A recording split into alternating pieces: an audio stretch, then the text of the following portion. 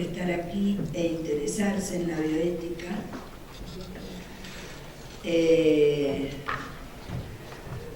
Yo vengo de Argentina, un largo viaje, y entonces aproveché este largo viaje para cortar mi conferencia, para poder darnos un rato después para preguntas que me parece que es lo más interesante y respuestas que me parece que es lo más interesante que podemos hacer.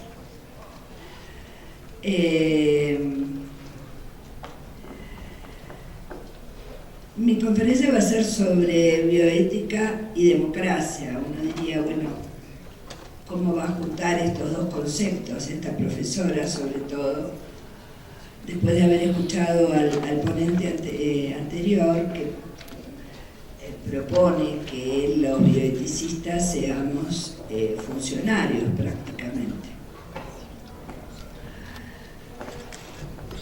No hace falta explicar, yo no tengo diapositivas, lo lamento, uso la palabra, así que les pido el esfuerzo de escuchar. No hace falta explicar en un congreso de bioética que ésta pretende hallar respuestas a los conflictos desde la ética, y que ella implica necesariamente un compromiso político con y en la sociedad. ¿Para qué? Para lograr una convivencia sostenida sobre la justicia, la libertad como responsabilidad y la paz. La responsabilidad bioética es individual y colectiva. Es una responsabilidad ante otro que obliga a responder por el otro, para el otro y con el otro. Precisamente a esto se alude cuando se piensa en una democracia, no pretendiendo solo que sea una forma de gobierno, sino una forma de vida de pueblos, naciones, regiones, países, ¿por qué no del mundo? La democracia supone el ejercicio político de todos los que forman parte del colectivo, un ejercicio político encuadrado en valores indeclinables como son la libertad, la igualdad, la paz, la justicia, la solidaridad, que exigen un compromiso permanente. Valores que encarnan el mandato último de la ética, que es la búsqueda responsable del bien común, aquello en que, como pretendía el imperativo kantiano, todos los humanos coinciden y lo que pueden y deben reconocer como mandato universal. Reconocemos a la democracia como el medio más apto para conseguir sociedades justas en que se respete el valor del ser humano, su dignidad sobre todas las cosas. Pero debemos evitar considerarla una panacea universal. Debemos tomarnos la libertad de poder pensar que si hoy no sirve para lo que se la propone, deberíamos tratar de recuperar su mandato primigenio y ponerlo en acto, y a caso contrario, buscar o inventar otro tipo de organización social y política que sea más apta para ello. El mandato del voto termina en la negación de que existe algún mínimo moral con fuerza orientativa de la acción política que no sea la voluntad de las mayorías. Y esto genera, aunque resulte paradójico, que las convicciones humanas puedan ser instrumentalizadas para fines de poder no siempre confesables. Sin embargo, nadie puede negar la experiencia de que las democracias en que vivimos en esta parte del planeta y muchos otros no son tales. Que se realicen elecciones libres cada 2 o 4 años para que las mayorías obtengan el poder solo logra que éstas lo ejerzan autoritariamente, no necesariamente para el bien de quienes forman parte de esa mayoría, y mucho menos para quienes no forman parte de ella. Está más que claro que ciertos acuerdos hechos a espaldas de los pueblos, con un claro sentido de dominio sobre el planeta, como el Consenso de Washington, tienen más peso que los votos. Los bioeticistas tenemos la obligación de reconocer esta realidad, proclamarla y procurar cambiarla. El voto universal, tan costosamente adquirido por los pueblos, no ha resuelto como respuesta política democrática las desigualdades, las diferencias, las jerarquías que subsisten en el orden social mundial, con sus múltiples relaciones de dominación y sometimiento. Y esto sucede en todo el planeta, no solo en América Latina. ¿Qué es lo que se critica al funcionamiento de las democracias? En primer lugar, que las democracias representativas se apoyan sobre el supuesto de que las elecciones expresan la voluntad popular y no hay garantías de que ello suceda. Que entre la elección y la voluntad de los pueblos se hallan hoy los medios de comunicación, a los que se suman las redes sociales, que ejercen un poder innegable e inevitable sobre las opiniones y elecciones de las personas. Que desde la educación más elemental se asocia vida democrática casi exclusivamente con el ejercicio del sufragio libre. Y sobre todo que las personas se hallan condicionadas por un sistema económico, político, capitalista, que impone sus valores y desvalores, manteniendo y acentuando la desigualdad social y la incertidumbre respecto del futuro.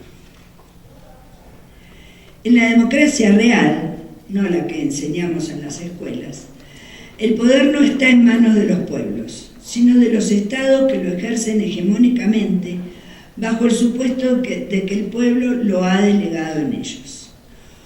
Como dice Castoriadis, lo que sucede cada 4 años en los países y se llama elecciones libres es un simulacro de traspaso de poder, pues el poder queda siempre en las mismas manos.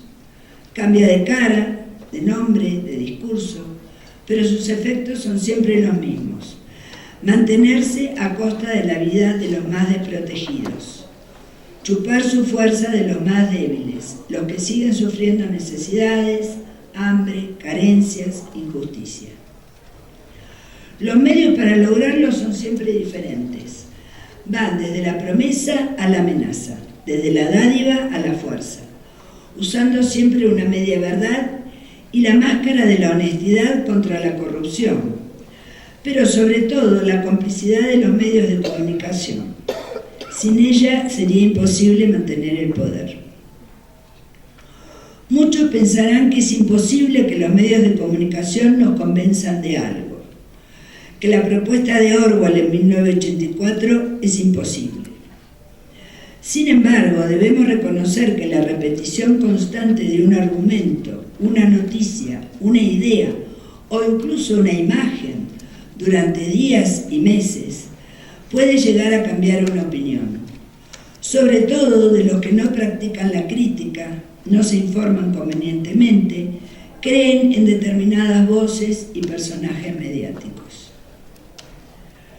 No es difícil que los medios de comunicación nos persuadan de que una devaluación económica es ventajosa para el país, de que la flexibilización laboral favorece a los trabajadores, que la solución económica para superar las crisis son los préstamos del capital financiero, que la medicina privada y privatizada es un sistema más justo que uno público, que la explotación minera o del petróleo puede ser eterna y genera la mejor de las situaciones económicas, que la guerra no tiene nada que ver con la economía, que el narcotráfico no tiene que ver con el tráfico de influencias, de personas, de divisas, que el consumo de drogas se combate apresando a los que menudean con ella, que son necesarios el terrorismo de Estado y el espionaje ilegal a los ciudadanos, y sobre todo, que la bioética no tiene nada que ver con todo esto,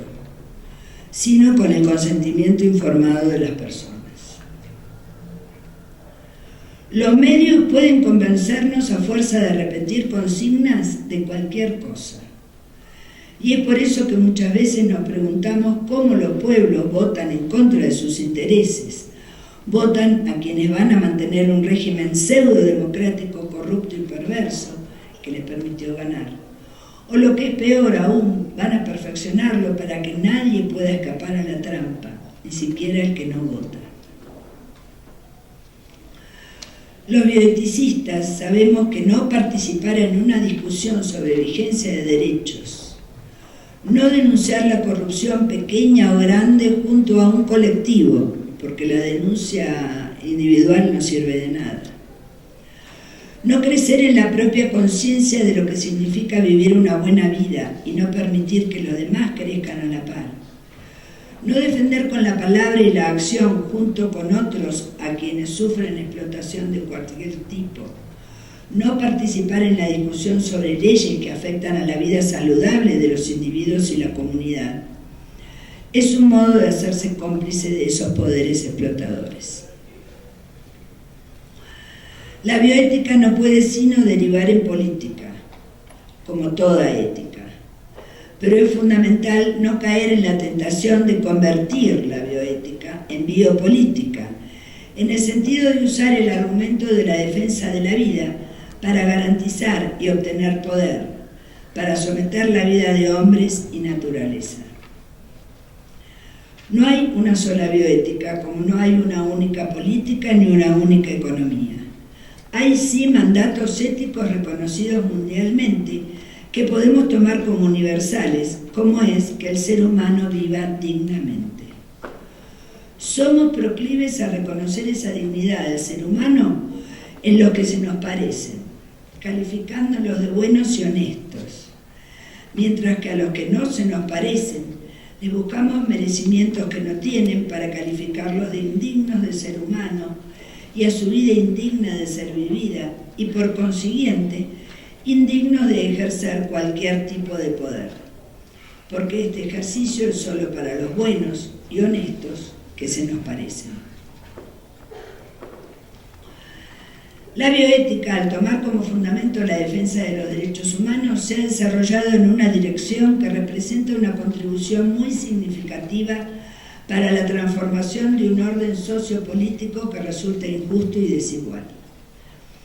Para continuar en ese camino, no solo debe denunciar la desigualdad, sino evitar enmarañarse en cuestiones y discusiones de ética filosófica, cuando éstas olvidan que el mayor dolor y sufrimiento de las personas proviene de su situación desigual, que se manifiesta no solo en las condiciones económicas miserables, sino sobre todo en el ejercicio de la vida como proyecto.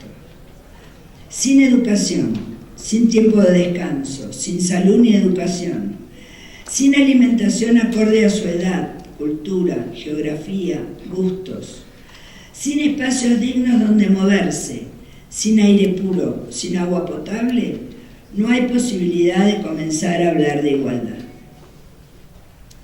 La igualdad no es un concepto matemático, sino todo lo contrario.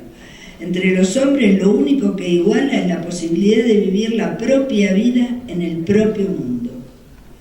Así como los bioeticistas afirmamos que no hay ética sin política, no deberíamos permitir que hubiese política sin ética.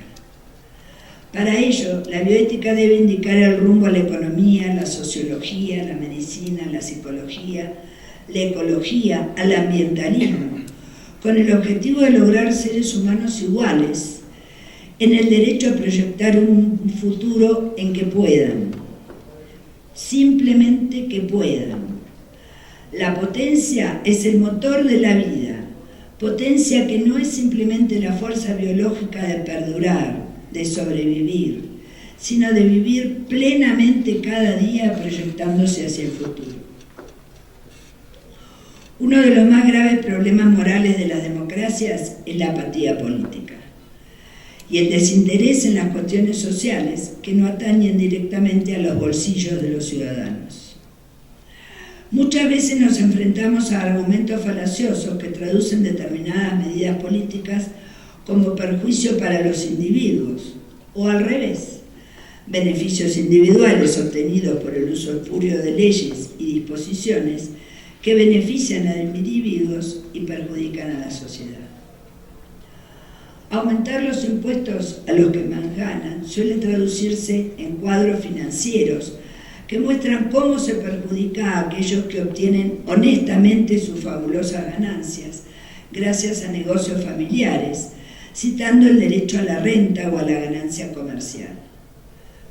Por el contrario, encontramos presentaciones de amparos a la justicia para obtener ciertos tratamientos beneficiosos que se hacen generalmente en clínicas caras de las naciones del primer mundo, sin considerar la posibilidad de tratamientos alternativos que se hacen en los propios países, tan o más beneficiosos que los otros, recurriendo al argumento del derecho a la salud. Podemos usar el argumento del derecho para todo. ¿Por qué estos argumentos son falacias?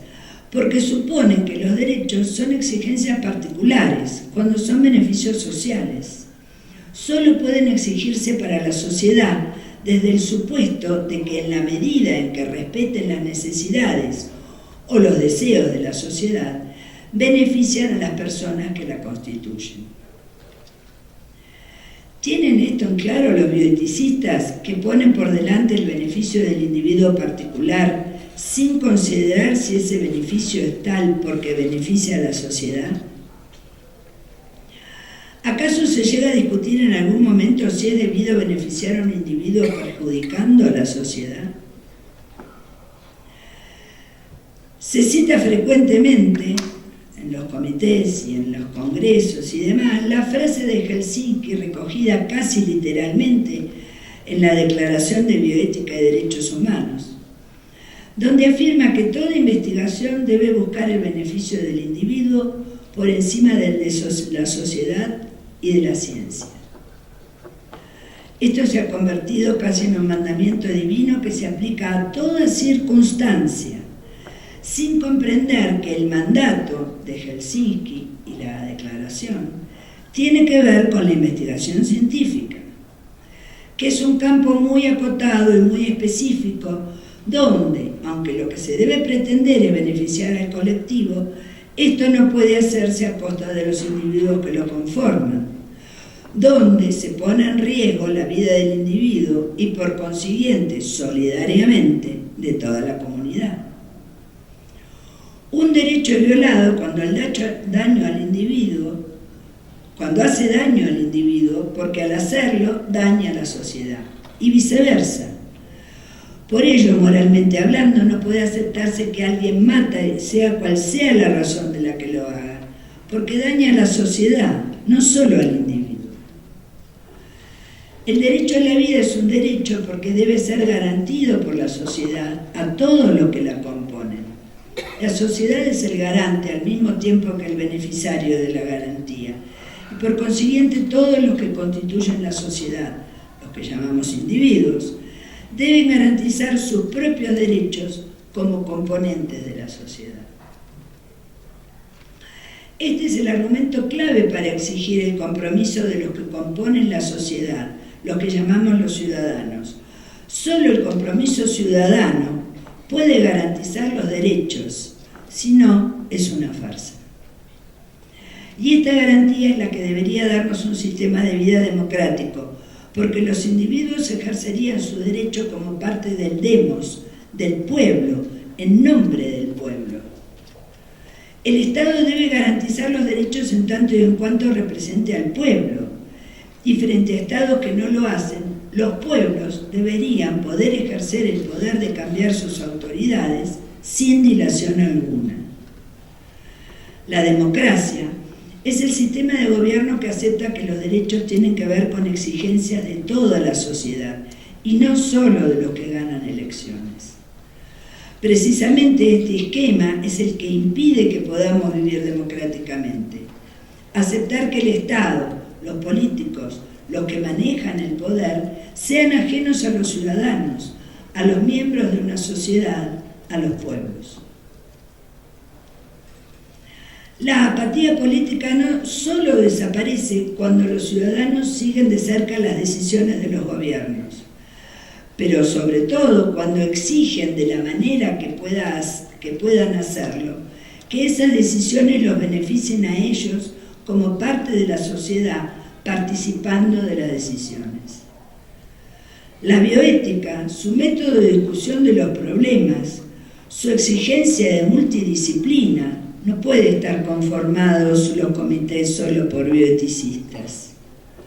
Su exigencia de multidisciplina y presencia de la comunidad, sin presencia de la comunidad no hay comité de bioética.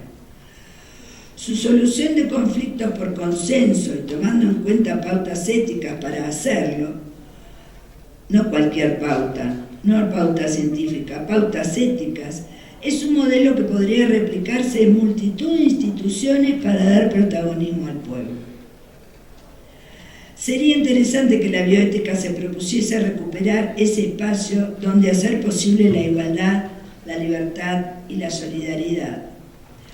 Que se ocupase fundamentalmente de descubrir las tramas de ese poder invisible que no solo toma la cara de corporaciones conocidas, sino que actúa detrás de la sociedad como dinero que corrompe, como fuerza que amenaza, como promesa que fascina, sea de manera pública o privada, religiosa o seglar, legal o ilegal, y que lo hiciera poniendo como ejemplo lo que se hace en los comités de ética.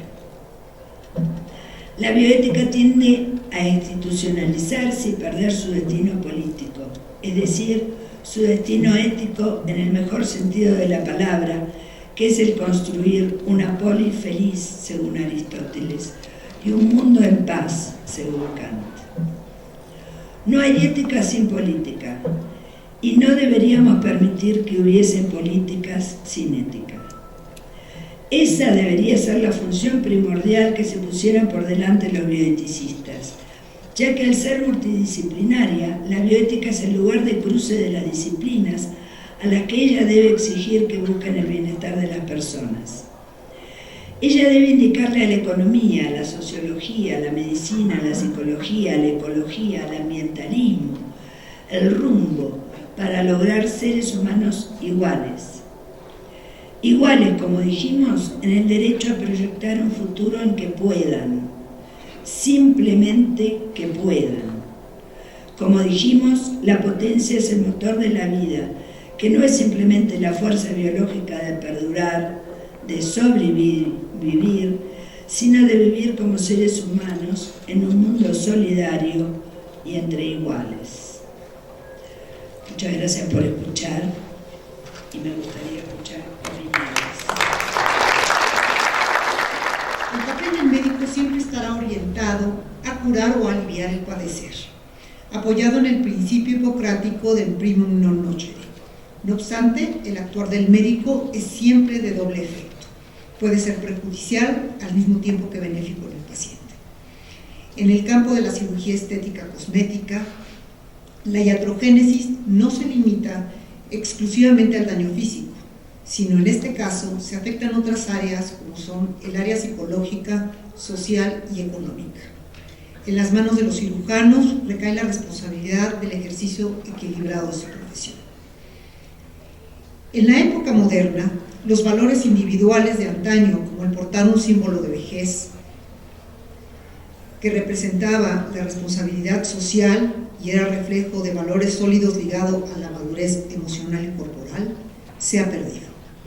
Actualmente, la conciencia individual de lo que significa ser viejo y sabio se ha transformado en la existencia de un sujeto en una cultura hedonista superficial, del parecer joven, de parecer lo que no se es. El ser virtuoso se ancla en el imaginario de la juventud y se niega el paso del tiempo a todo aquello que se relaciona con lo viejo o lo feo, está pasado de moda o es caduco. El cuerpo se ha catequizado y la ruptura de lo convencional se persigue en imágenes juveniles como símbolo del estatus. La belleza se persigue como un medio en el siglo XXI como un sinónimo para alcanzar el éxito y ya dejó de ser una virtud. El cuerpo ha catequizado la ruptura de lo convencional y se persiguen estas imágenes, la belleza. La cirugía plástica estética es el recurso con el cual se puede acceder fácilmente a la fuente de la eterna juventud. Aunque solo sea en apariencia externa, No se necesitan ya insignias o adornos materiales para diferenciar a los jóvenes de los viejos. Se compite por lo bello, se echa mano de todos los recursos para sobresalir dentro del orden social y a través de la cirugía cosmética se satisfacen las demandas sociales de los grupos discriminados. La influencia ocasional de conquistadores dominantes y de clases ricas, las relaciones que han establecido por indumentarias ya se diluyeron. La sociedad globalizada ostenta rasgos que significan poder.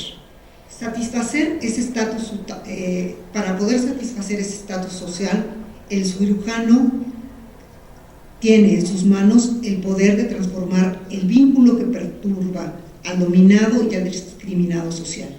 Este es uno de los dilemas éticos de la cirugía plástica estética, y con ello se puede afirmar que no es una práctica autónoma que carece de influencia social y de la moda. ¿Cuál es la problemática de la cirugía plástica de tipo cosmético? Es que en los últimos años ha habido un aumento estrepitoso en las estadísticas, y inclusive a los adolescentes entre 13 y 19 años ha habido un aumento de rinoplastías, otoplastías, botox, que era inimaginable que se pudieran poner las chicas o pensar que se iban a quitar las arrugas, pero ya se lo están poniendo. Y México ocupa desde hace algunos años el 5º lugar y el 3er lugar en procedimientos de tipo cosmético. Poblaciones vulnerables de acuerdo a la UNESCO. Basta decir que son mujeres en condiciones sociales especiales, estudiantes en cuestiones de razas étnicas o minorías raciales, sin hogar o personas analfabetas, discapacitados y personas mayores de edad y sujetos con enfermedades mentales. Aquí el problema está en que tenemos por entendido que muchos de ellos son los que van a acudir al cirujano plástico. ¿Cuál es nuestra situación cuando el paciente va al consultorio del cirujano plástico? En la situación cosmética de embellecimiento se plantean 3 escenarios. El primero es, aunque se tenga cambios físicos inevitables por el paso del tiempo, la gente quiere verse más joven. En el segundo es por sentirse rechazados por su grupo social o por algún rasgo étnico marcado. Y un tercero es un panorama simplemente por alteraciones en su imagen corporal, y el especialista está obligado a conocer ese imaginario que ha proyectado en el deseo y en la motivación de la consulta. Aquel paciente que tiene una deformidad sin historia psiquiátrica o patología psicosocial sería aquel candidato ideal y excelente para el procedimiento, situación que no sucede. ¿Cuáles son los factores que predicen un pobre resultado quirúrgico? Es el ser hombre, pacientes con ansiedad y depresión, inestabilidad emocional, con un trastorno de personalidad, los cuales son mucho más susceptibles de descompensarse durante el procedimiento por la naturaleza del cambio quirúrgico, y a mayor cambio, mayor desajuste emocional, y aquellos sujetos que entran con una gran expectativa acerca del procedimiento, sobre todo si está centrado en el cuerpo o con una perspectiva para tener mayor éxito en el trabajo o en las relaciones personales. Aquí vemos que la cirugía no va a ser dependiente de factores económicos. Se ha visto que aunque exista crisis económica, siempre va a haber una demanda para procedimientos cosméticos, y es la única industria que siempre está generando recursos. Está anclado en el padecer del enfermo, esto es, se están operando, voy a hablar más adelante, cuerpos sanos, y la crítica muy importante es que son intervenciones hechas por vanidad. Aquí la cirugía se ha centrado en la alteración de la naturaleza del cuerpo con un beneficio que descansa en el alivio subjetivo y no medible en términos de lo que es el constructo de belleza. Los bioeticistas han ponderado la moralidad entre la medicina de la normalidad y la distorsión de la salud, que es una línea muy delgada para definir el padecer del enfermo. La medicina tiene una misión y debe ser integrar los derechos y los privilegios para el control del posible daño. La autoridad moral se basa en tratar al enfermo o al que sufre cuando se involucran individuos saludables y sanos. Aquí emerge el conflicto entre la satisfacción de la vanidad o la sumisión ante la superficialidad de la apariencia en una sociedad que se ha convertido en corrupta, al igual que el poder del sujeto que justifica el alivio de su poder padecer. ¿Cuáles son los factores que se han asociado? La coerción social. No se aceptan, por ejemplo, para trabajos mujeres ya mayores, se buscan mujeres que sean jóvenes, que tengan una buena apariencia. Existe una presión mediática, la publicidad, las revistas, los comerciales, la televisión, hacen que exista una moda y esa moda sea un empoderamiento social. La oferta comercial, hay una proliferación de clínicas cosméticas y médicos que ejercen la práctica sin que necesariamente tengan o ostenten el título de cirujanos cosméticos. Y una de las partes más importantes es que normalmente existe una decisión heterónima en la relación médico-paciente. ¿Qué quiero decir con esto? Cuando el paciente llega por primera vez al consultorio, generalmente los cirujanos plásticos preguntan cuál es la molestia o cuál es el motivo de la consulta. Y hay algunos otros médicos que además dicen, aprovechando que estamos por aquí, te podemos hacer, y entonces suman una lista como si se entraran las mujeres a un taller mecánico. Entonces, acaban haciendo cirugías de 4 o 5 tiempos en un solo procedimiento, y cirugías que rebasan inclusive los límites de las normas oficiales quirúrgicas. Operan pechos, operan abdomen, operan cara, operan cuello, operan orejas y lo demás que se puedan dejar. Y la información que se proporciona es muy poco precisa y a veces se ofrecen falsas expectativas porque el paciente está con una idea, llegan y dicen quiero la nariz como, y enseñan el modelo, quiero esto así. O la otra circunstancia que sucede con mucha frecuencia es que llegan al consultorio y el cirujano les dice, de acuerdo a los vectores, necesitamos hacer 2 procedimientos para que levantemos, por ejemplo, la frente y el ojo no se te vea caído. Cuando piensan que es una intervención exagerada, dicen, yo nada más quiero operarme los ojos.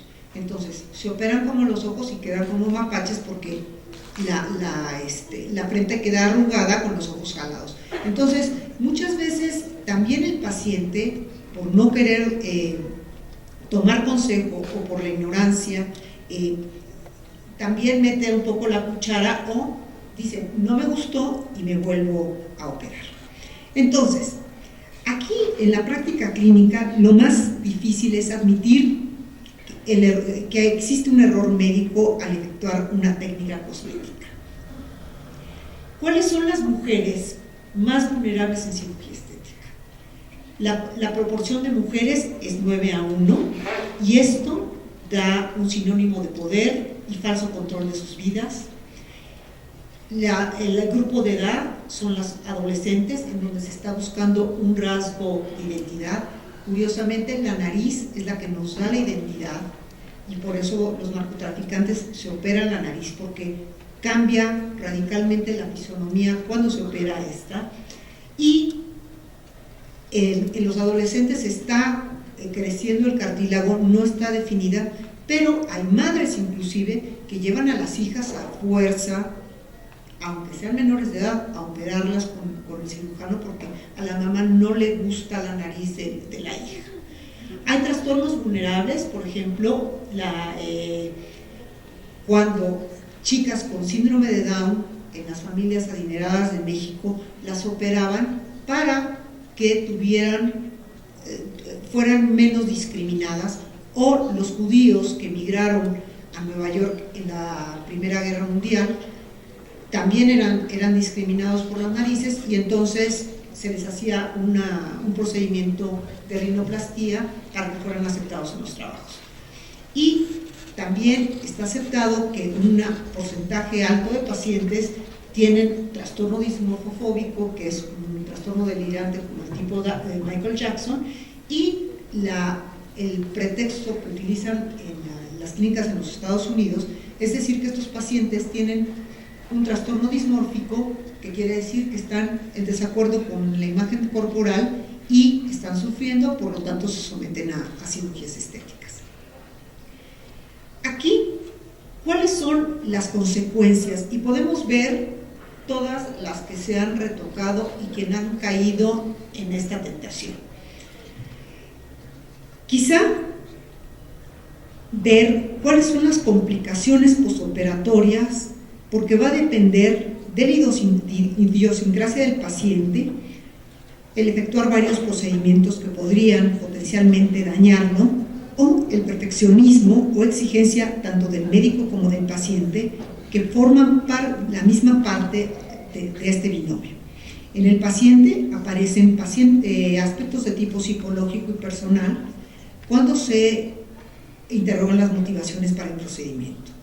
En la consulta puede descubrirse alteraciones como trastornos de personalidad, deseos expresados, la exigencia e inclusive la violencia de género, con la coerción de parejas sentimentales relacionadas con la exigencia de cumplir ciertas expectativas de belleza. El cirujano tiene la obligación de indagar a profundidad estas aristas, pues también de esto dependerán los resultados de la intervención. Satisfacer y entrar con sincronía a la petición del enfermo y trazar un límite en el procedimiento son los retos de estos especialistas. ¿Qué sucede cuando nosotros le hacemos cirugía, le hacen cirugía a la Gioconda? Pues la dejan como Paris Hilton. Entonces, aquí la ética de la responsabilidad surge a partir que la praxis no se encuentra circunscrita a un acto aislado y se reconoce la vulnerabilidad de la gente. El cirujano estético ofrece una nueva naturaleza acotada al servicio del imaginario y los deseos íntimos del sujeto como objeto. Las posibilidades de cambio en una sociedad moderna que cuenta con una avanzada biotecnología y a su vez confronta la unión dicotómica de los extremos entre lo que es lo natural y lo artificial. Las variables son múltiples, pero se dice, cuando se habla de que hay una acción justificada en el proyecto existencial profundo, autores como Wisbeck dicen, solo es una mala definición de lo que se conoce como un estilo de vida actual. Seguramente la Gioconda le hubieran criticado, googleado y ya se hubiera ido a afinar todos los actos. La ética de responsabilidad en cirugía cosmética surge a partir de que la práctica no es un acto actuado, se recomienda, se ve la vulnerabilidad de la gente, y el cirujano estético ofrece esa nueva naturaleza al servicio del imaginario y los deseos íntimos del sujeto. Aquí, el arte quirúrgico, sin límites máximos o mínimos, abre un nuevo panorama de responsabilidad. Las dos principales razones son la fragilidad exagerada a partir de la tensión por inducir un cambio físico, una expectativa utópica de proyectos realizables, la importancia de involucrarse personalmente con los pacientes con el fin de conocer los valores y sentimientos, la exigencia y la existencia de un adecuado equilibrio entre la participación y una relación patente médico-paciente que facilitará la toma de decisiones, y al médico también, aunque el paciente goce totalmente de capacidad para tomar la decisión. En el caso de la cirugía estética no es decir tengo la capacidad o no de someterme a los riesgos o beneficios de un acto quirúrgico, sino cuál es mi ideal fantaseado que llevo y cuál es lo que qué decisión estoy tomando con mi físico, porque muchas veces las dejan de una manera y a las personas no les gusta. Entonces, los cirujanos tienen la obligación de tender el puente entre lo psíquico y lo corporal. No es la apariencia física con lo que se está tratando, es la apariencia de la imagen corporal, el origen del padecer. Aquí la libertad va a estar limitada y está condicionada por la vida social, anclada en valores de belleza, y habría que explorar, bueno, qué tanto se puede vivir entre esa dicotomía entre lo natural y lo artificial, y la fragilidad del paciente y su vulnerabilidad frente a las expectativas. Y por último diría, quizá parafraseando al doctor Ortiz Monasterio, quizá la mayor dificultad es conservar la forma natural de la fisonomía del sujeto y la explicación in extenso de las posibilidades que la tecnología ofrece en la actualidad. Antes, las opciones se limitaban a una o dos. Ahora pueden ser hasta 20 procedimientos diferentes para tratar un mismo problema. Lo propio es la deliberación de cada uno de ellos, la información comprensible para el paciente y la medición riesgo-beneficio. A pesar del paternalismo débil y una información extensa, el paciente, cuando está con un ideal de belleza, no acepta las sugerencias del médico y busca otro especialista que piense igual que él o que acepte hacerle lo que él desea. De allí que existan ciertos cirujanos que no intervienen quirúrgicamente en un sujeto, sino están totalmente con el proyecto a realizar. El problema de la relación médico-paciente visto desde esta perspectiva no es un actos técnico. Se ha encontrado ejecutar un deseo imaginario y con una autonomía manipulada que padece y sufre por su apariencia física y exige al cirujano desplegar en su cuerpo el encanto subjetivo de imágenes corporales. Esta relación relación cirujano-paciente también está involucrada la sociedad. Entonces, el cirujano idealmente tendría que ayudar al paciente a tomar una decisión coherente y apropiada de sus valores, más vulnerabilidad, aclararle los límites quirúrgicos y dialogar con él con el fin de considerar si sus preferencias están definidas en una base sólida y solucionarán el padecer con una deliberación conjunta que sería lo más conveniente. Muchísimas gracias. Tenemos algunos principios bioéticos que apoyan la necesidad del consentimiento informado. Los primeros, algunos principios que tenemos aquí del informe Belmont, que son como la autonomía, beneficencia y justicia.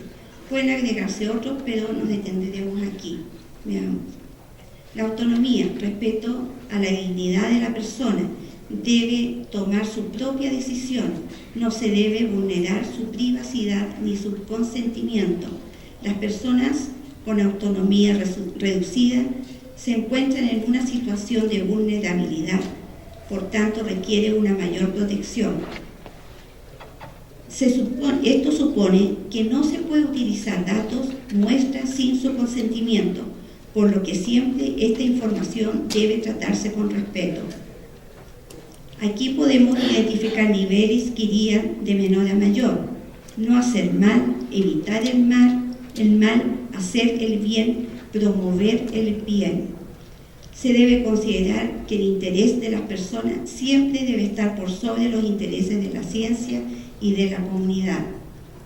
Principio de justicia implica un reparto equitativo de cargos y beneficios. Elementos normativos del consentimiento informado. Un proceso continuo, hablado, comunicativo, deliberativo y prudencial, que en ocasiones requiere apoyo escrito y que tiene que ser registrado de manera adecuada. En investigaciones y ciencias sociales siempre debe ser escrito, ya que luego el investigador debe evidenciar que hizo lo correcto con quienes participaron en su investigación. Voluntariedad. Siempre debe ser un proceso libre, no coaccionado ni manipulado. No coacción de los familiares, médicos, etc.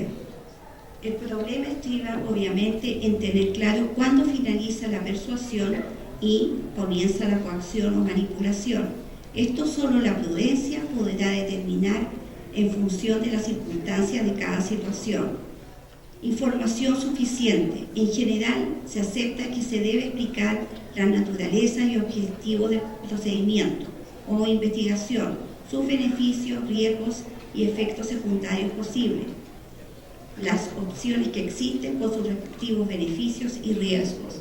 Bueno, nosotros como país somos en Chile que para todo está resguardado a través de leyes, ¿ya? Y aquí he traído algunos puntos en que toca los temas de consentimiento informado, que son los derechos y deberes de salud en la investigación. El marco jurídico, ya está la ley 19.628 que habla sobre la protección de la vida privada. La ley 19.628 de protección de la vida privada en Chile. Los datos, dice, de carácter personal o datos personales, los relativos a cualquier información concerniente a personas naturales, identificadas o identificables. Datos sensibles, aquellos datos personales que se refieren a las características físicas o morales de las personas o a hechos o circunstancias de su vida privada o intimidad, tales como los hábitos personales, el origen racial, las ideologías y opiniones públicas, las creencias o convicciones religiosas, los estados de salud físicos o psíquicos y la vida sexual. Esto está en el artículo 2 de esta ley. La ley 628 no puede ser objeto de tratamiento los datos sensibles, salvo cuando la ley lo autorice, existe consentimiento informado del titular o sean datos necesarios para la determinación u otorgamiento de beneficios de salud que correspondan a sus titulares. El responsable de los registros o bases donde se almacenen datos personales con posterioridad a su recolección deberá cuidar de ellos con la debida diligencia, haciéndose responsable de los daños. La ley 20.654, que habla sobre la protección de la ficha clínica, dice lo siguiente: la ficha clínica permanecerá por un periodo de al menos 15 años en poder del prestador, quien será responsable de la reserva de su contenido. Un reglamento expedido a través del Ministerio de Salud establecerá la forma y las condiciones bajo las cuales los prestadores almacenarán las fichas y así como las normas necesarias para su administración, adecuada protección y eliminación. Los terceros que no estén directamente relacionados con la atención de salud de las personas no tendrán acceso a la información contenida en la respectiva ficha clínica. Ello incluye personal de salud y administrativo, del mismo modo prestador no vinculado a la atención de la persona. Sin perjuicio de lo anterior, la información contenida en la ficha, copia de la misma o parte de ella, será entregada total o parcialmente a solicitud expresa de las personas y organismos que se indiquen a continuación en los casos y formas y condiciones que se señalan. En la letra A dice: al titular de la ficha clínica o su representante legal, o en caso de fallecimiento del titular o a sus herederos. B, a un tercero debidamente identificado por el titular. mediante un poder simple otorgado ante notario. C. A los tribunales de justicia, siempre que la información contenida en la ficha clínica se relacione con las causales que interfieren para el caso requerido. D. A los fiscales del Ministerio Público y a los abogados, previa autorización del juez competente, cuando la información se vincule directamente con las investigaciones o defensas que tengan a su cargo.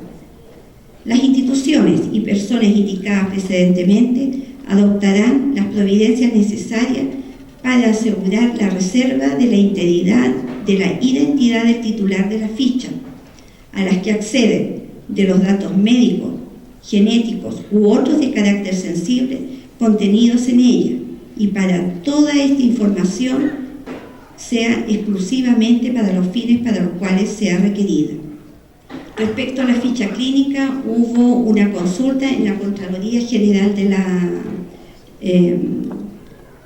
de Valparaíso, la quinta región en Chile, que después fue ratificada, ¿cierto?, con la respuesta por la Contraloría General de la República. La consulta dice: se consulta a Contraloría Regional de Valparaíso por el Hospital Naval Almirante, NEF, sobre la procedencia jurídica de que el Comité Ético-Científico de este centro de salud apruebe, comillas, investigaciones científicas retrospectivas, en las que los respectivos científicos necesiten utilizar datos biomédicos anónimos obtenidos de las fichas clínicas de pacientes, sin contar con el consentimiento informado de estos. Ministerio de Salud no ha emitido al pasado 22, estamos hablando del año 2015, al pasado 22 de octubre, exponiendo que los trabajos o documentos que contengan datos de orden estadístico general en los que no sea posible relacionarlos con personas determinadas no constituirían tratamiento de datos personales.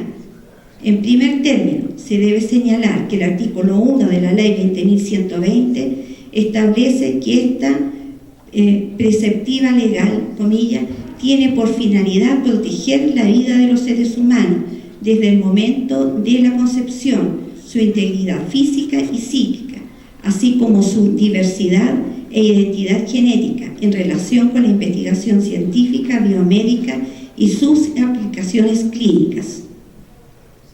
Por su parte, el artículo 16 del Decreto 114 del año 2010 del Ministerio de Salud y de la misma ley que hablábamos antes, 20.120, consigna que los comités éticos científicos tienen por responsabilidad esencial el proteger los derechos, la seguridad y el bienestar de los sujetos de investigaciones realizadas en el contexto de dicho ordenamiento legal, debiendo evaluar, comillas, proyectos de investigaciones científicas médicas que sean sometidas a su consideración, según indica el numeral número 1 del artículo 18 de la misma ley.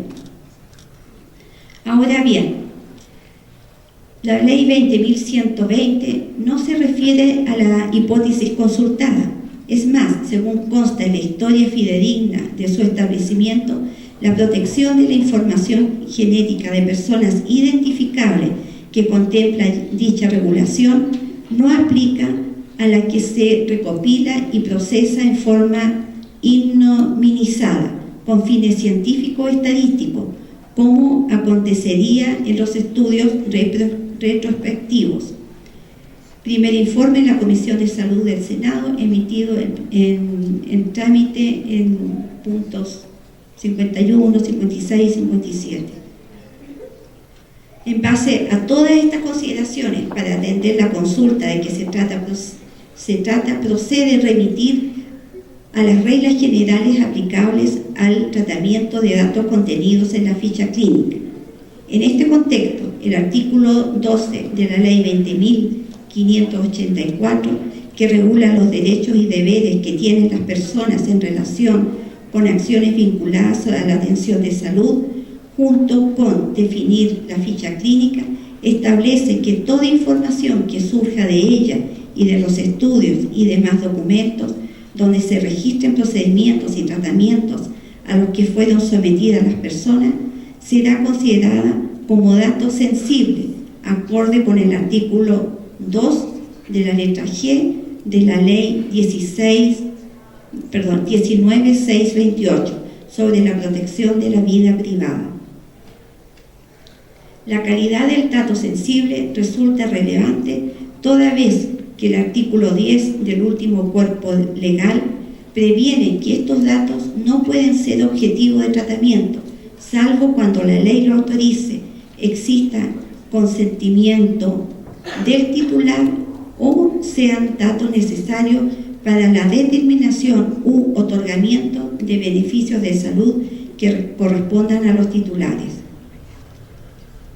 En este sentido, el artículo 13 de la Ley 20.584 establece la obligación del prestador de salud de mantener la reserva de la ficha clínica, conservándola fuera del acceso de terceros que no estén directamente relacionados con la atención de la salud de las personas.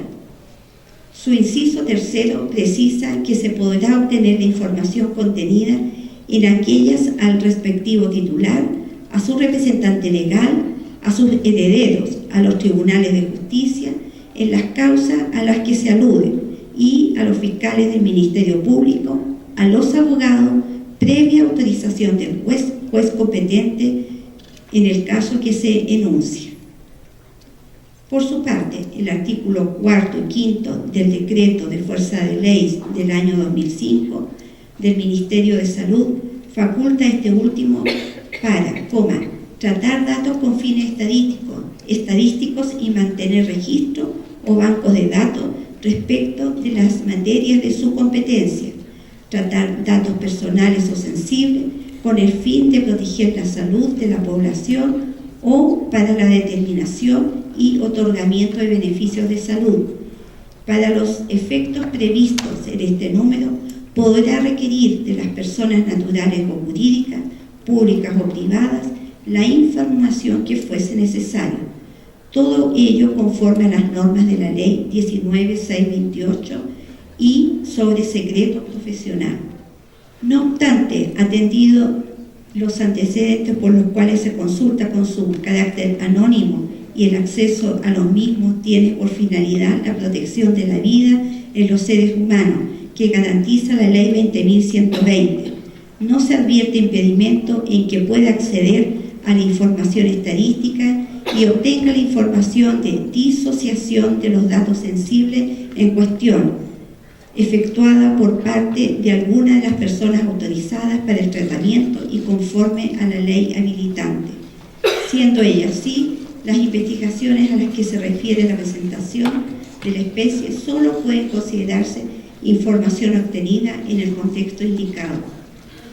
Con ello, finalmente, la Contraloría General de la República autorizó a que se realice el estudio de la ficha clínica, anonimizando todos los datos de las personas y, por supuesto, como decía inicialmente, con una cantidad de años importantes hacia atrás. Aquí, muy rápidamente, tengo un caso de una paciente, ¿ya? Una señora viuda de 87 años, ¿ya? Que se encuentra ya en estado terminal, ¿ya? Y está en una clínica conectada a ventilación mecánica invasiva, ¿ya? Con una serie de situaciones que la mantienen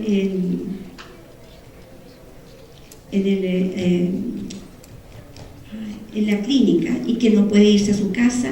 Está ahí ya que su esposo, que ya está fallecido anteriormente, había solicitado que se le mantenga en la clínica hasta que fuese necesario y entregándole todo el soporte para mantenerla en vida.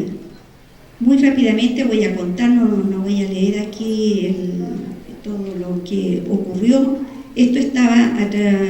Todo este tratamiento estaba financiado por una aseguradora, ¿ya?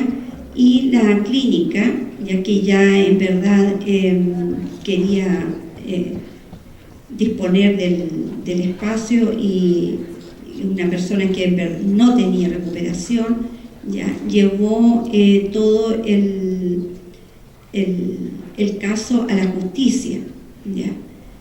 Y finalmente la justicia determinó: se entiende por estado de salud terminal el derivado de una enfermedad progresiva e irreversible sin remisión, con tratamiento estándar, y a su vez se entiende por cuidados paliativos aquellos destinados a alivianar los síntomas molestos derivados y avanzado el estado de enfermedad, dirigidos a mejorar la vida. Encontrándose esta persona en estado vegetativo permanente, en que no tiene posibilidad de sobrevida y que se visualiza un escenario prolongado de vida en el hospital, lógicamente, porque había un contrato que obligaba a la clínica a mantenerla con vida, ¿ya? Y la aseguradora, lógicamente, tampoco quería perder el paciente, ¿ya? Finalmente se decreta lo siguiente: no se ha acreditado por parte de los actores que el recurrido Comité de Ético de la clínica, al remitir una opinión profesional médica, haya obrado con infracción de alguna norma legal, o que lo haya hecho de modo arbitrario, o aún que haya actuado en desmedro de la salud de la persona antes identificada. Por tanto, la Corte advierte que no se ha dado fiel cumplimiento a lo dispuesto en el artículo 16 de la Ley 20.548, pues cuando una persona se encuentra en estado terminal y no está en condiciones de pedir su alta voluntaria, el texto legal señala que a falta de esta se podrá solicitar el alta voluntaria al apoderado, y lógicamente ya sabemos que ella no tiene un apoderado, y no se cuenta con el consentimiento informado que pueda decir ella, no hay nadie que pueda respaldarla. Por tanto, la clínica ya debe continuar con los cuidados de la persona indicada. O sea, hasta ese extremo llegamos con el consentimiento informado, un documento muy importante, ya, y que con todo lo que hemos señalado no es posible prescindir de él. Muchas gracias.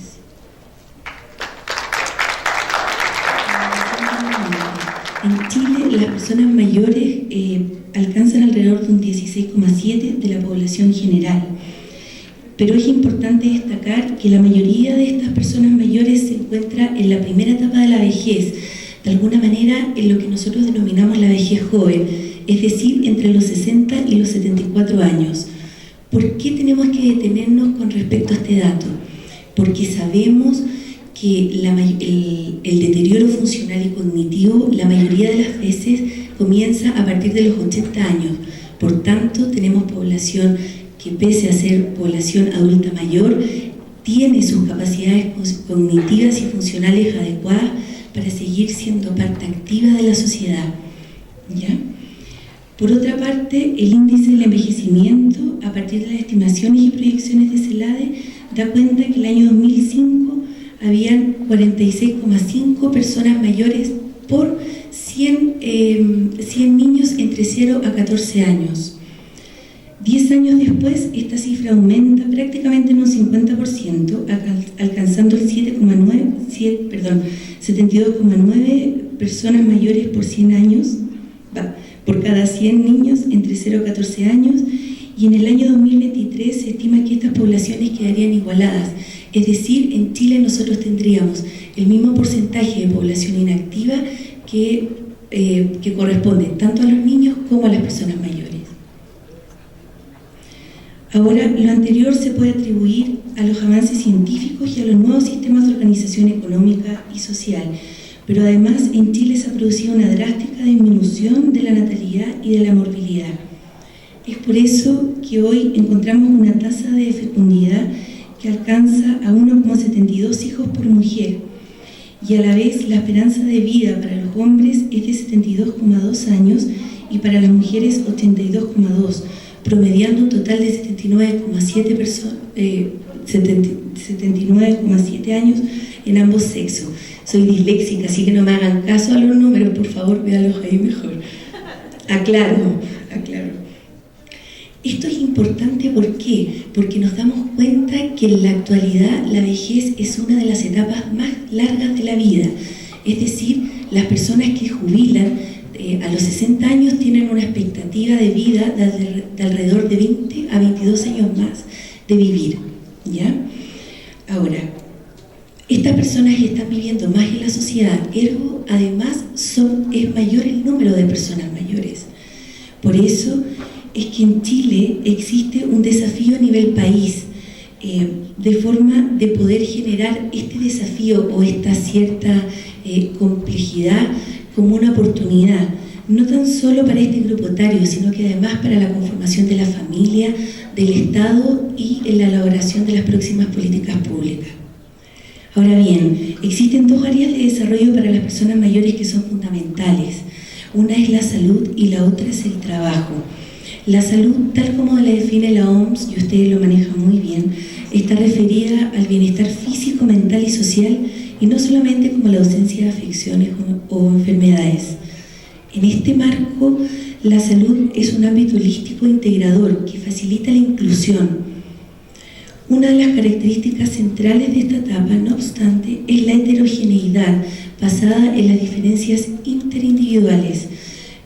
Hablamos en geriatría de que no existe un modo de envejecer, sino tantas vejeces como personas mayores de 60 años. Por tanto, eso a la hora de abordar el grupo etario nos revieste una gran complejidad. No obstante, existe un consenso generalizado en relación a que dichas diferencias están determinadas y son el resultado de un entramado de interacciones entre los factores biológicos, psicológicos, sociales, económicos y personales, los cuales aun cuando son difíciles de descomponer, tomamos conciencia de que aparecen como mixtura en este hecho biográfico. Por otro lado, la actividad laboral entrega compensaciones materiales, que las entendemos, por cierto, como las remuneraciones, psicológicas, un reforzamiento de la identidad personal y además sociales, que se relaciona con el rol y el estatus social. Las personas se sienten útiles y tienen un espacio en la sociedad. Eso apoya más esta función integradora. Por otro lado, la actividad laboral permite el desarrollo de habilidades y destrezas, de capacidades remanentes.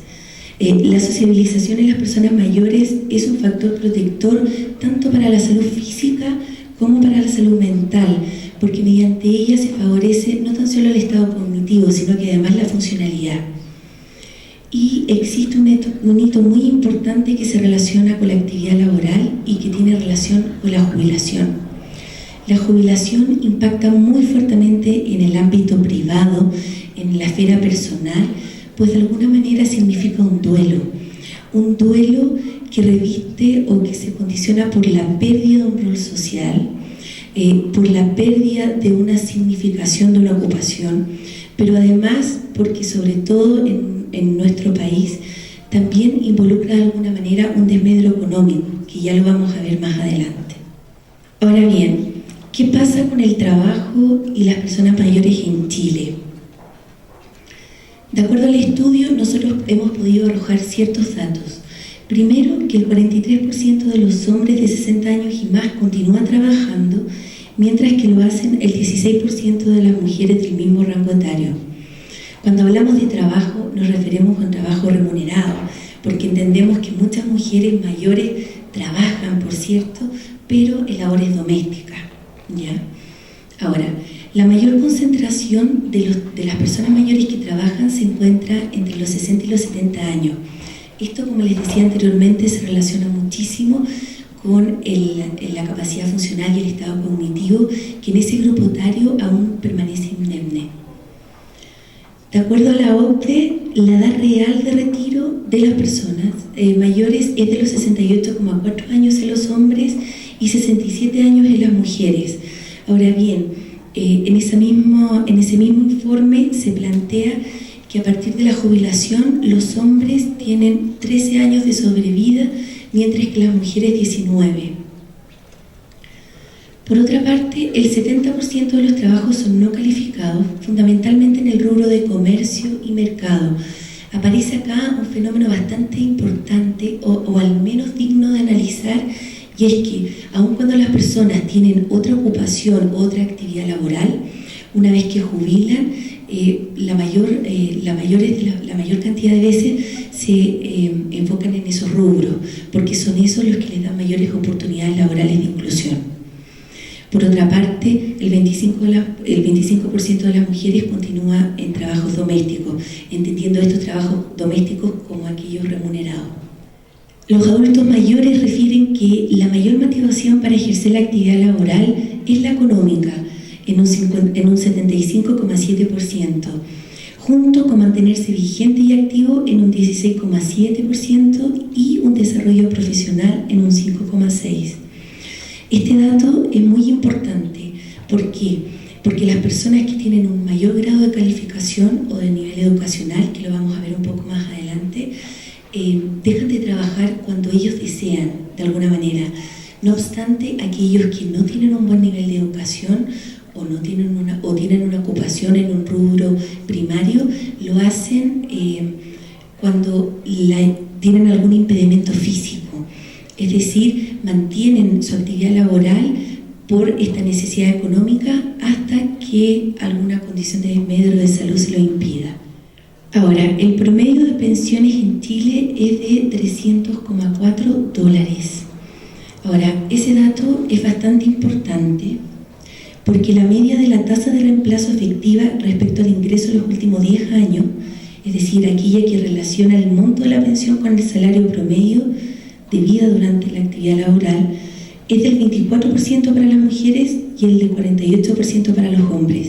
Es decir, en palabras coloquiales, las personas que trabajan, una vez que jubilan, los hombres perciben el 48% de su salario cuando eran previo a la jubilación, y las mujeres solo el 24%. ¿Ya? Si a esto se le agrega el aporte previsional solidario, la APS, aumenta 31% para las mujeres y un 60% para los hombres, el ahorro voluntario. ¿Qué muestra estos números? Denotan que hay una importante brecha de género y la existencia efectiva de un empobramiento económico, lo cual, asociado al aumento de los gastos, puede importar y generar importantes cambios en los estilos de vida. Como les decía anteriormente, la inactividad en el mercado laboral, es decir, aquellos que no trabajan, se asocia a problemas de salud en un 42,3%, y el nivel educacional determina el proceso de jubilación, porque la brecha entre aquellos que tienen mejor nivel de educación versus los que no lo tienen a la hora de jubilar es de alrededor de 8 años para las mujeres y de 12 años para los hombres. ¿Cuáles son las principales barreras de entrada de los adultos mayores para poder reinsertarse en el mercado laboral? Lo que ellos refieren como primer barrera se relaciona con la edad, con la forma, con el cuerpo envejecido, lo que de alguna manera decía la doctora Ramos hace unos minutos. La edad es un obstáculo que ellos perciben a la hora de conseguir un nuevo empleo. El segundo aspecto se relaciona con el deterioro físico o de salud, porque muchas veces les solicitan trabajos que no están acordes a las capacidades o a las capacidades o a la capacitación que ellos han recibido durante toda su vida laboral. Y finalmente, un tercer factor que hablan se relaciona con las habilidades computacionales, porque hoy en día cada vez más se exige el uso de ciertos instrumentos mínimos de manejos computacionales, y no obstante los adultos mayores no tienen muchas nociones sobre eso. El mismo estudio arroja que las personas con un nivel socioeconómico mayor y con un nivel educacional mayor son las que poseen teléfonos celulares en alrededor de un 70%. Este porcentaje va disminuyendo drásticamente a partir de los 75 años y y solo el 3% de la población mayor de 80 años tiene algún smartphone. Ahora, ¿por qué ese es un dato importante? Porque muchas de las ofertas laborales se obtienen a través de páginas web o de anuncios, digamos, web. No obstante, los adultos mayores no tienen acceso a ese tipo de mediación. Ahora bien, a medida que las personas mayores avanzan en la edad, manifiestan menor disposición a trabajar más horas, es decir, a una flexibilidad horaria.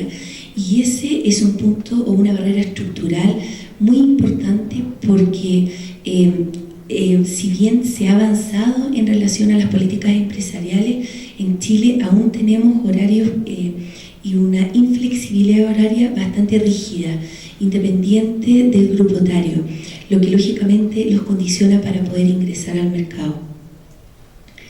Y finalmente se perciben importantes gastos en salud de acuerdo a la población, al rango etario.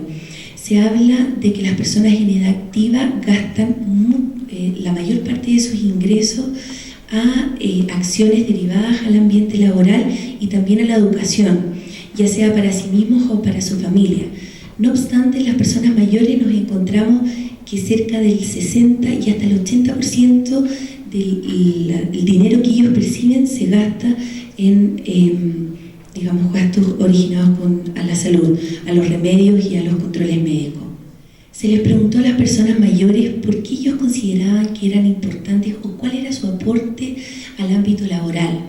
Y ellos manifestaron lo siguiente: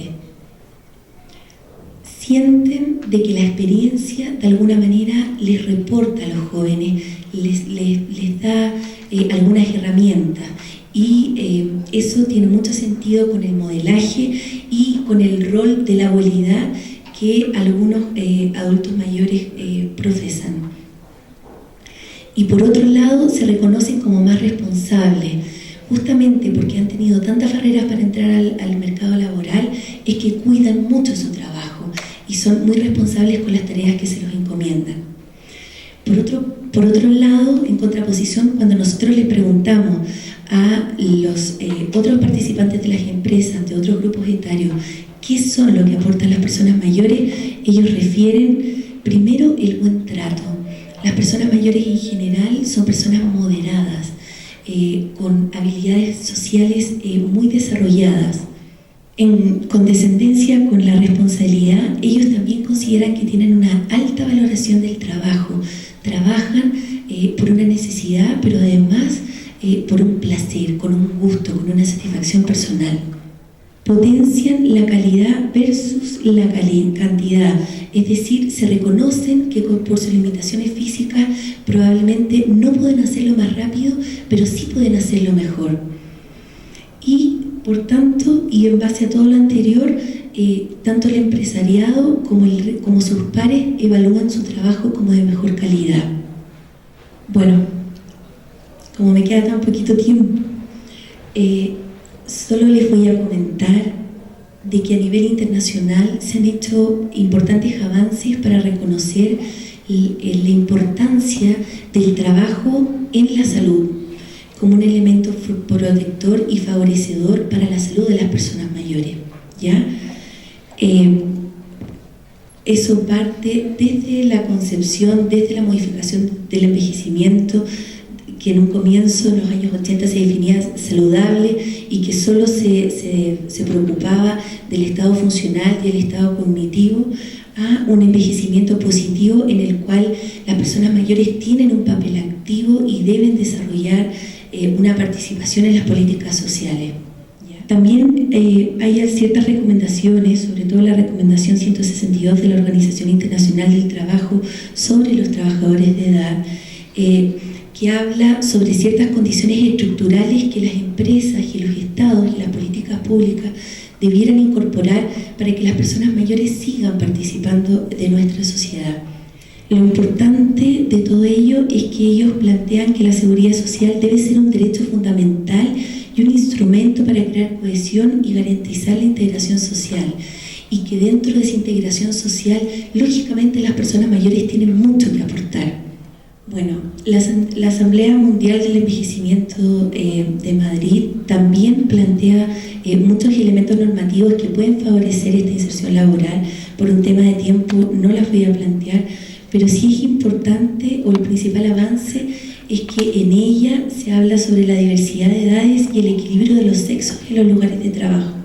Y se interpela a que la empresa, así como cuando nosotros hablamos de equidad de género, también hablemos de equidad de edad y que tengamos a personas mayores dentro de nuestros ámbitos laborales.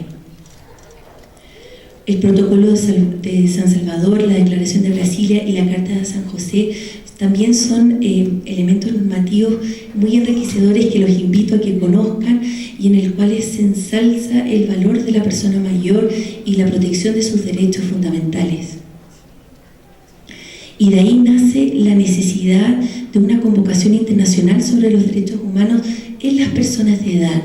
Un tema que, por cierto, es bastante controversial, pero que sobre el cual se está trabajando. Porque muchas veces nos cuestionamos cuántas convenciones tendremos que hacer. ¿Es necesario tener convenciones para cada grupo etario o basta con que tuviéramos una general para todos, donde todos los derechos humanos tuvieran cabida independiente la edad de la persona? Bueno, y en la Convención Interamericana sobre la Protección de los Derechos Humanos de las Personas Mayores aprobada por los Estados americanos, también se habla y se da un gran hincapié a la independencia y a la autonomía, considerada esa como el derecho a tomar decisiones, a la definición del plan de vida, a desarrollar una vida autónoma e independiente conforme a las tradiciones y creencias en igualdad de condiciones. Y cuando plantea las igualdades de condiciones, nuevamente pone a la palestra el tema del acceso a la actividad laboral. OCDE junto con la OIT han dado ciertos alineamientos o ciertos elementos que debieran presentar las empresas a fin de favorecer esta inserción laboral. Entre ellos hablan de la educación, la formación continua y el desarrollo de calificaciones. La población activa, así como frecuentemente se encuentra capacitada y participa de capacitaciones en su experiencia laboral, nosotros también debiéramos abrir esa oportunidad para que las personas mayores pudieran acceder a capacitaciones de acuerdo a sus capacidades, de manera de poder reinsertarlos laboralmente. Bueno, condiciones de trabajo seguras y saludables también es un tema muy importante porque se sabe que el entorno laboral condiciona y favorece la salud, que se relaciona por cierto con los horarios, con la distribución de roles, con los incentivos, bueno, con el acceso a los servicios de empleo, en fin. Les traía un video que no sé por qué me demoré tanto y no alcanzo a pasárselo, bueno, se los dejo, pero solo quiero tomarme 3 minutos para las conclusiones, si me lo permite, por favor. Bueno, recogiendo un poco lo que han dicho los exponentes antes, en nuestra sociedad, de alguna manera, hemos perdido o debemos reencantar esta aceptación a la vejez y al cuerpo envejecido. Pareciera ser que la vejez, el envejecimiento y la muerte es algo que no queremos. No obstante, todo vivo, todo cuerpo vivo, sabe que dentro de su proceso natural va a envejecer y va a morir.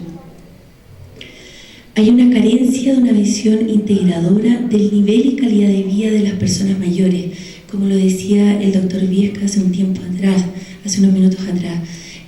La reflexión no tan solo tiene que partir por sumar años a la vida, lo que hace el progreso científico, sino además por detenernos a pensar en cómo vamos a sumar vida a los años que estamos prolongando. Por otra parte, hay una creciente promoción del respeto hacia las personas mayores y el ejercicio de sus derechos, pero hay un bajo nivel de aplicación. En realidad, esto queda muchas veces en las declaraciones, no obstante, en las políticas públicas y en las realidades locales nos damos cuenta que aún el tema de la inserción laboral en las personas mayores es algo que está al debe. La identidad biográfica no se consagra en ningún instrumento normativo y eso tiene una particular importancia en la adultez mayor, porque la adultez mayor, a diferencia de los otros grupos etarios, es muy hegemonía. Por tanto, la identidad biográfica cobra una relevancia aún mayor. El trabajo, por otra parte, es una herramienta positiva para el desarrollo humano, pero no tan solo en la población joven, sino que durante todo el ciclo vital. Hay una importancia creciente de la relación entre salud y trabajo, y eso lo vemos materializado no tan solo en estas declaraciones, sino que además en todas las declaraciones alusivas a la terapia ocupacional. Naciones Unidas y la OTIC han promovido la implementación paulatina de políticas laborales, seguridad y además empleo en el medio ambiente. Hay una adaptación paulatina de los empresarios a las nuevas condiciones de la sociedad y en el mercado, que ha sido necesaria pero aún es insuficiente. Ya finalizando, sentimos una necesidad de una ética de la vida diaria como fundamento de cualquier planteo sobre la calidad de vida, tanto con los principios de autonomía como la dignidad, beneficencia y justicia. Porque tenemos que hacer una pregunta por aquello que constituye la vida plena y humanamente vivida, que fundamentalmente para el caso de las personas mayores reviste mayor importancia y se relaciona con el planteamiento relacional. De lo que se trata es de formular un estatuto relacional que facilite la convivencia y sea al mismo tiempo apropiado y justo, tanto para las personas mayores como para quienes no lo son. Ya me voy. Por todo ello, la invitación es a identificar aquellos temas pertinentes a la convivencia intergeneracional y a los principios más relevantes para su conclusión exitosa. Ya finalizando, la importancia es a detenernos en las personas mayores como sujetos sanos, a derribar estos estereotipos, estos imaginarios sociales que hablaba también el doctor Viesca, no como una persona envejecida, deslastrada, en desuso, sino que como una persona que tiene mucho por aportar y que, por cierto, queremos parte que sea de nuestra sociedad de forma activa. Así que la invitación a todos es a seguir trabajando. Muchas gracias.